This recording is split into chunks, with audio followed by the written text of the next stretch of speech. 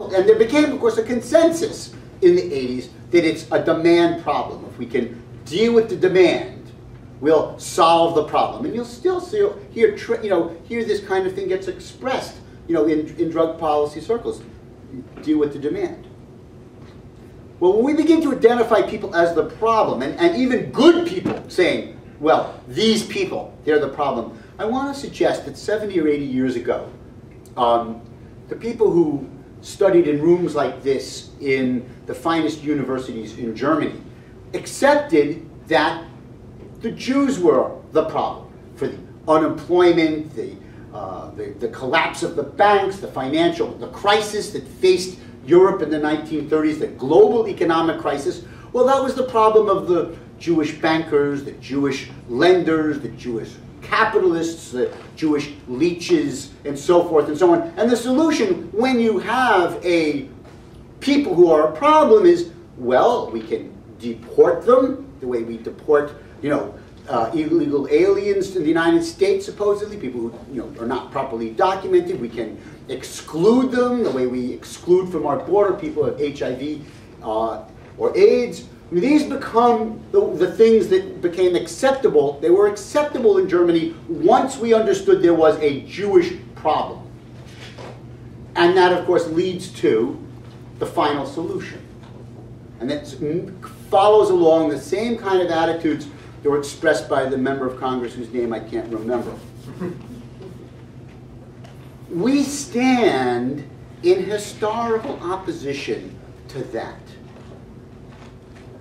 We stand in a long line of people who understand what the demands of humanity are of education. We stand in the great tradition of the liberal education of the West. We stand in a very long line of people who stand up against that kind of thinking. And so what I want to convey most importantly to you then is the moral foundation of the work that you do. Aside from the celebratory quality, and the fight for the right to party and so forth, all of which is fine, you are at the same time engaged in a very, very important work. And that's part of the reason why I think it's important for me to sort of support the work that you do. Now I want to change for a moment and think about other kinds of things and broaden the picture a little bit.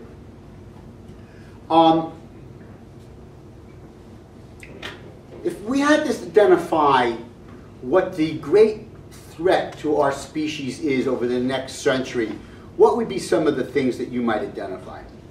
War. War, the economy, anything else? I'm sorry? Climate change. Climate change? Somebody shouted something. 2012. What? 2012. Population. Swine flu. State population. Well, Ourselves. Water. all of those are, there are issues, there are concerns. You talk about potable water, talk about, many of these things do tie in with the question of climate change and whether or not, how fast the global climate is going to evolve, how that will affect, the spread of species that transmit infection, or the evolution or mutation of infectious disease. Our work, I want to suggest that our work is not just about drugs. Our work covers these other kinds of issues. I'm not talking about hemp for a moment. I want to talk about how the dementia of our policies contribute to the problem. One of the vast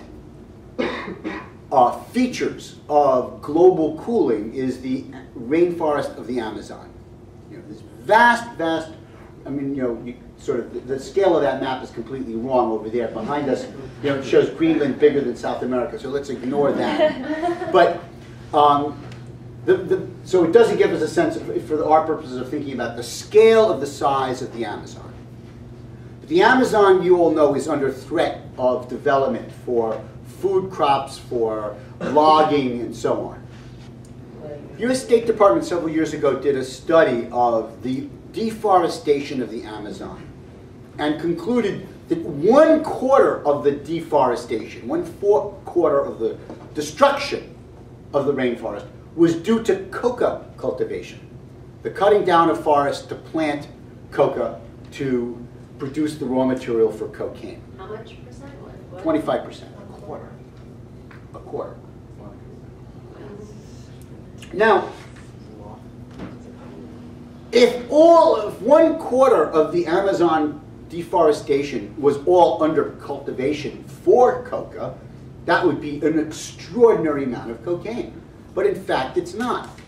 That of all the area that has been cut down and at one time planted in coca, only about 1/10 of it remains under cultivation.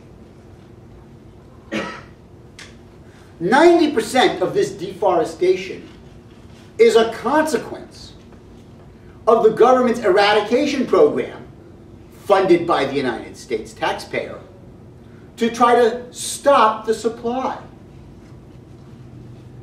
That if you are a campesino in Colombia, if you are impoverished, and this particular crop is the most valuable crop you can grow to feed your children, and you are far removed from any market where any other crop can be shipped. I mean, you're in a roadless place. You're going to grow pineapples?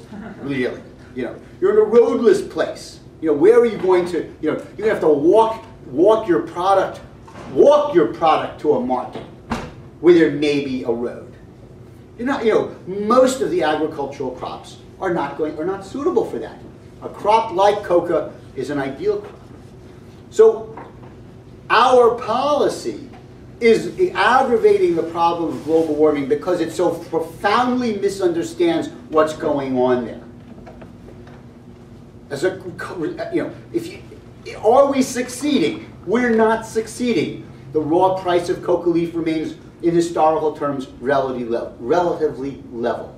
The price of cocaine, as delivered to the American consumer, is near its historic low. The price of cocaine has been going down steadily for almost 30 years. And the purity has been going up. The purity has been going up. The same thing with heroin. The first congressional hearing I set up, was in March 1980. The head of DEA comes in. And have you all seen C-SPAN? You all know what a congressional hearing room looks like?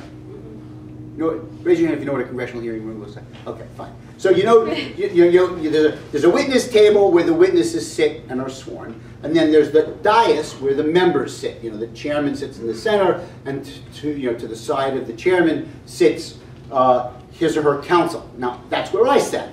I sat next to the chairman. That was where I sat. And the hearing is about Drug Enforcement Administration. How's it doing? March 1980. Head of DEA is Peter Bensinger. He's been head of DEA since Jerry Ford. Jimmy Carter is president. Mr. Chairman, we're making tremendous success.